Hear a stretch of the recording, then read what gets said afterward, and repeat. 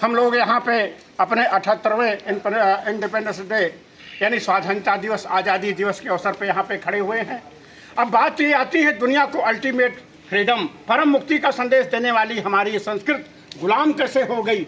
पूरी दुनिया को शून्य दिया जब भारत ने, तो दुनिया को गिनती आई। आर्यभट्ट जैसे महाविद्वान और परम शून्य जो हमारे नागार्जुन से पर आदिगुरु आदि शंकराचार्य जो इन्होंने अद्वैत का सिद्धांत दिया, आज पूरी फिलॉसफी हमारी उसी पे टिकी हुई है।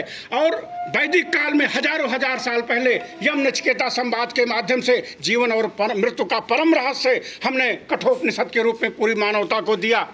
साथियों, जो आज ध्यान के रूप में बुद्ध ने जिसकी व्याख्या किया, योग के रूप में पतंजल ने जिसकी व्याख्या किया, और श्रीमद् भगवद गीता में भगवान श्री कृष्ण जिसकी व्याख्या करते हैं, वो वैदिक संस्कृत का पुरोधा रहा है देश कैसे गुलाम बन गया। क्योंकि हमने, रूसों ने एक बात कभी कही थी, पश्चिम का दार्शनिक, मनुष्य पैदा होता है तो स्वतंत्र, लेकिन बाद में बंधनों में जकड़ जाता है। तो उसी बंधन को खोलने की कला हमने सिखाई थी पूरी धरती को, और कैसे वो मुक्त होकर परमात्मा के आकाश में विचरण कर सकता है, ये जीवन आनंद से भर सकता है, और जब विदा हो तो परमानंद में प्रवेश कर जाए। वो ये संदेश देने वाली संस्कृत। लेकिन भौतिक जगत में हमने बड़ी मर्यादा बरती, क्योंकि जो आध्यात्मिक का जगत है, जो मनोविज्ञान का जगत है, उसमें संवेदना प्रथम है। जब हम अपने अनंत को पाते हैं तो संवेदना प्रथम है, करुणा प्रथम है, उसमें अहिंसा प्रथम है। इसलिए सर्वे भवन सुखिना सर्वे संत निरामया वसुधैव कुटुंबकम वनस्पत्या शांति का संदेश देने वाली संस्कृत रही सदा से हमेशा। हमने कोई अत्याचार किसी के ऊपर नहीं किया, ना हमने कोई सीमा रेखा खींचा देश के ऊपर।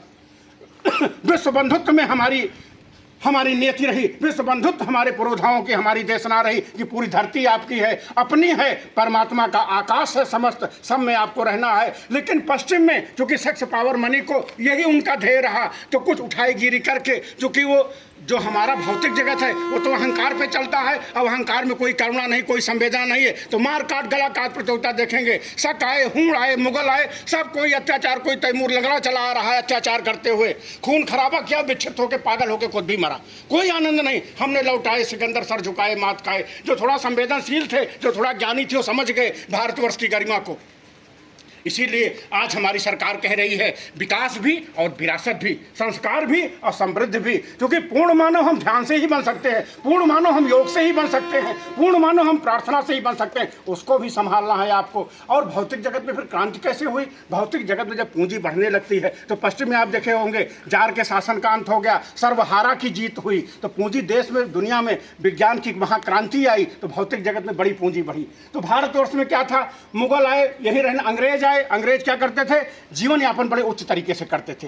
एक उनकी देर रही, हमको सिखा गए जीवन यापन करना श्रेष्ठतम तरीके से। लेकिन वो रहते देहरादून में थे, मसूरी में, नैनीताल में, श्रेष्ठतम जगहों पे, और यहाँ की पूंजी उठा के इंग्लैंड भेज देते थे। एक असंतोष पनपा हमारे पूर्वजों ने, जिसकी पूरी चर्चा यहाँ नहीं करनी है। 1947 में हम आज़ाद हो गए। आज के ही दिन 15 अगस्त को हमारे पुरोधाओं ने भारत माँ की बलवेदी पे कहा नहीं, ये अत्याचार नहीं चलेगा। सबको ठीक है, पांचों उंगलियां बराबर नहीं, लेकिन अंगुली होनी चाहिए, नहीं तो विकलांग कहे जाएंगे हम, दिव्यांग कहे जाएंगे हम, ठीक है। तो सबके पास वो गरिमा होनी चाहिए अपनी। तो इसकी महाक्रांति हुई हमारे यहाँ। लेकिन आज भविष्य में हमको क्या संकल्प लेना है? भविष्य में यही संकल्प लेना है कि हमको डटे रहना है कर्तव्य पथ पे। समत्वम योग उच्यते, हमको स्किल डेवलपमेंट अपनाना पड़े। स्किल डेवलपमेंट की तरफ हमको भीतर से तनाव में नहीं आना है, एंजाइटी में नहीं आना है, और जो हमको कर्तव्य मिला हुआ है उस कर्तव्य पे डटे रहना है। आज हमारे साथी हैं, क्योंकि ब्लड वेसल्स हैं, हमारी रेल हमारी धमनियां हैं ब्लड की, जैसे ब्लड शरीर में ब्लड की धमनियां होती है, वैसे देश के लिए हमारी रेल है,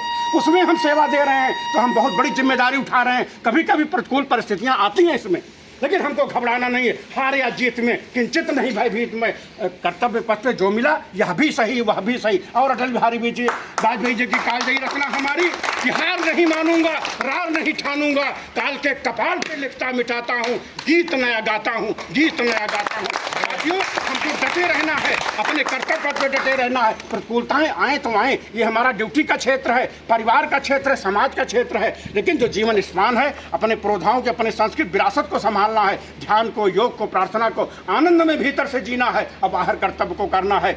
2047 हमारा 100 साल आज़ादी का हो, तो हम विकसित रूप में खड़े हों, भौतिक जगत से हम विकसित भी हों और भीतर जगत से समृद्ध भी हों, हम आनंदित हों और समृद्धशाली भी हों, तभी पूर्ण मानवता पैदा होगी। यही है हमारी निष्ठा। आज 15 अगस्त के दिन इसी संकल्प के साथ कि हम विकास भी और विरासत दोनों को संभालते हुए आगे चलेंगे। फिर किसी दिन चर्चा करेंगे, क्योंकि समय बहुत कम है, वातावरण भी धूप बहुत ज़्यादा है, तो फिर कभी चर्चा करेंगे। हमारे साथ 3 बार बोलिएगा, भारत माता के, भारत माता के, भारत माता के, जय हिंद।